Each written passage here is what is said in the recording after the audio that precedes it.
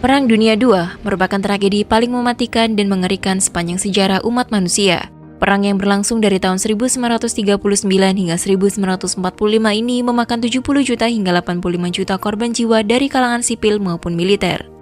Sebuah tragedi yang terjadi karena konflik antara negara-negara Eropa, Amerika, dan Asia ini dilandasi karena ideologi-ideologi ekstrim yang bermunculan saat itu, seperti ideologi fasisme dan komunisme yang mulai menjalar ke berbagai belahan dunia yang mengakibatkan perpecahan.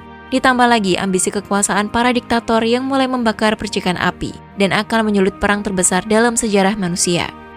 Perang Dunia II resmi meletus pada 1 September 1939 ketika Jerman Nazi di bawah Adolf Hitler menyerbu Polandia.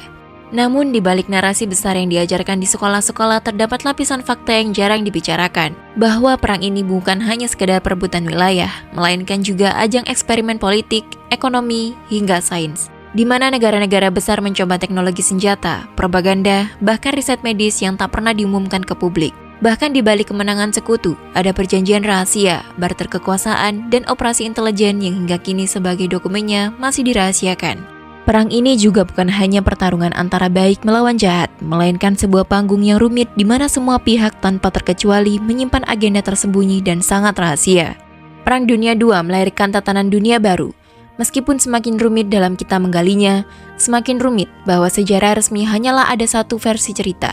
Sementara fakta-fakta yang disembunyikan bisa jadi mengubah cara kita memahami perang terbesar ini. Lalu apa sebenarnya yang terjadi?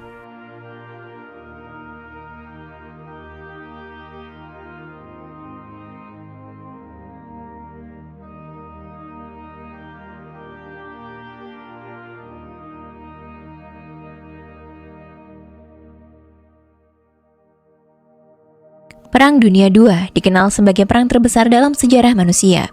Pertempuran antara blok sekutu dan blok poros tidak hanya melibatkan Eropa dan Amerika, tetapi juga menyeret jutaan orang dari Asia, Afrika, hingga Timur Tengah. Di balik narasi besar tentang Hitler, Stalin, Churchill, dan Roosevelt, ada sebuah bab sejarah yang jarang dibicarakan. Keterlibatan umat Islam dalam pusaran Perang Dunia II dan hubungan sebagai tokoh maupun kelompok Muslim dengan Nazi Jerman. Kisah ini rumit, penuh dengan kontradiksi, dan tidak bisa digeneralisasi. Sebab di satu sisi, ada umat Islam yang ikut berjuang bersama sekutu karena berada dalam jajahan Inggris, Prancis, dan Belanda. Namun di sisi lain, ada pula tokoh serta komunis Muslim yang memilih untuk mendukung Jerman, baik karena alasan politik, perlawanan terhadap kolonialisme, maupun karena kepentingan ideologis. Pada tahun 1930-an hingga awal 1940-an, hampir seluruh negeri Muslim masih hidup di bawah kolonialisme. India dikuasai Inggris, Mesir dan Palestina di bawah mandat Inggris, Aljazair dan Maroko dikuasai Prancis, sedangkan Indonesia masih dijajah Belanda. Kondisi ini membuat banyak pemimpin Muslim melihat Jerman sebagai musuh dari musuh mereka. Bagi sebagian besar kalangan, kekalahan Inggris, Prancis, dan Belanda di tangan Jerman bisa berarti peluang untuk meraih kemerdekaan. Selain itu, muncul pula persoalan Palestina. Proyek migrasi Yahudi ke Palestina yang didukung Inggris membuat banyak tokoh Arab merasa terancam. Dalam konteks inilah, sebagian pemimpin Muslim mendekat ke Jerman, karena Nazi jelas memiliki kebijakan anti-Yahudi. Tokoh Muslim paling terkenal yang bersekutu dengan Nazi adalah Haj Amin al-Husseini, mufti besar Yerusalem. Ia dikenal sebagai pemimpin politik dan religius yang menentang pendirian negara Yahudi di Palestina. Pada tahun 1941, Al-Husseini melarikan diri dari Timur Tengah menuju Berlin. Di sana ia bertemu langsung dengan Adolf Hitler dan pejabat tinggi Nazi lainnya. Dalam pertemuan itu, Al-Husseini menyatakan dukungan penuh kepada Jerman dengan syarat Jerman menolak pembentukan negara Yahudi di Palestina. Tidak berhenti sampai di situ, Al-Husseini kemudian aktif dalam propaganda radio berbahasa Arab dari Berlin, menyerukan umat Islam untuk melawan Inggris dan Yahudi. Ia juga mendorong rekrutmen pasukan Muslim di bawah bendera Nazi. Salah satu fenomena unik adalah pembentukan unit militer Muslim di bawah kendali Nazi. Yang paling terkenal adalah divisi Hanskar. Divisi ini dibentuk pada tahun 1943, beranggotakan sekitar 20.000 hingga 30.000 Muslim Bosnia. Mereka direkrut oleh SS dengan restu dan dukungan propaganda dari Haj Amin al-Husseini. Para prajurit ini dilatih di Jerman dan kemudian ditempatkan di wilayah Balkan untuk melawan partisan Yugoslavia yang pro-sekutu. Selain di Balkan, Jerman juga merekrut ribuan Muslim dari Asia Tengah dan Kaukasus setelah invasi ke Uni Soviet.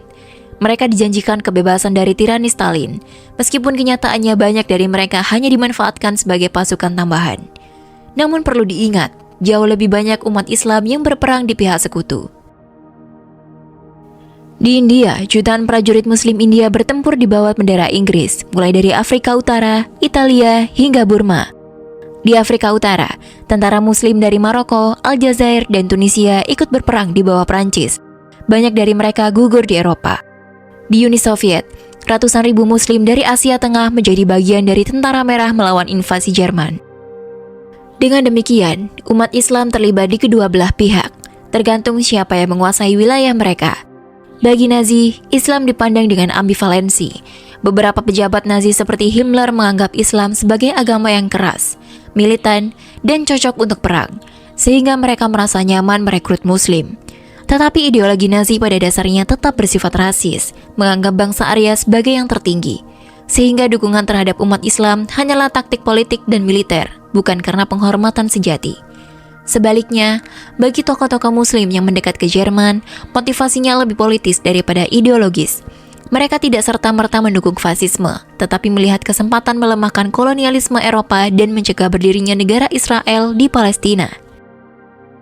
Sejarah hubungan Islam dan Nazi pada Perang Dunia II adalah kisah tentang politik, kolonialisme, dan perjuangan identitas. Tidak semua Muslim berada di pihak Jerman, dan tidak semua mendukung sekutu. Sebagian besar hanyalah rakyat yang terseret dalam arus perang global, dipaksa berperang di bawah bendera penjajah mereka. Namun, kisah tentang Hajj Amin al-Husseini, divisi Hanskar, dan rekrutmen pasukan Muslim oleh Wehrmacht tetap menjadi bab penting yang jarang dibicarakan dalam sejarah Perang Dunia II. Kisah ini mengingatkan kita bahwa sejarah tidak pernah hitam putih. Dalam perang sebesar Perang Dunia II, seringkali pilihan politik diambil bukan karena ideologi, tetapi karena kebutuhan bertahan hidup dan harapan akan kebebasan.